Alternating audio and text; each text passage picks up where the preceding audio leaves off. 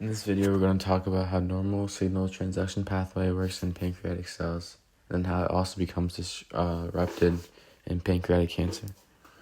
Let's start with the type of signaling.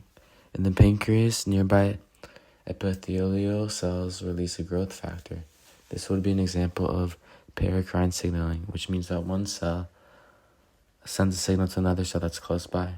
The growth factor acts as a ligand, the molecule that begins the whole pathway.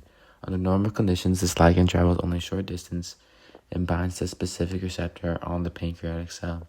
Its job is to tell the cell when to grow or divide. The ligand itself does not enter the cell. The receptor involved in this pathway is a receptor tyrosine kinase, or RTK. It sits on the surface of the cell, and when the growth factor binds to it, the RTK becomes activated. This is the start of the reception phase of signal transduction. Once the receptor turns on, it activates several major signaling pathways inside the cell. These include a RAS-MAPK pathway and the PI3K/AKT pathway, and other pathways such as Notch and Hedgehog. All these pathways act like a chain reaction, passing the message from protein to protein. This process is sometimes called the protein kinase cascade. In a healthy cell, these pathways only activate when the proper growth signal arrives. The normal cellular response includes controlled cell division, proper protein production, and balanced cell growth and repair.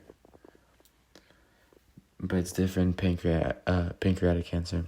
About 90% of pancreatic cancer has a mutation in the KRAS oncogene. KRAS is a protein that normally works like the on and off switch for cell growth. Even when no growth factor is present, the cell behaves as if it's constantly receiving a growth signal. As a result of this disruption, this cell divides uncontrollably, which, as we know, means the cell grows uncontrollably. So the pathways that normally help regulate growth now just drive excessive cell division, excessive cell growth, increased metabolism, and it also creates resistance to cell death.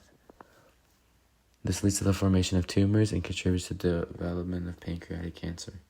In summary, pancreatic cancer occurs when the well-controlled signaling pathway becomes permanently switched on instead of turning on only when it's needed. The mutated KRAS protein keeps the growth pathways activated continuously, which causes the uncontrolled cell growth.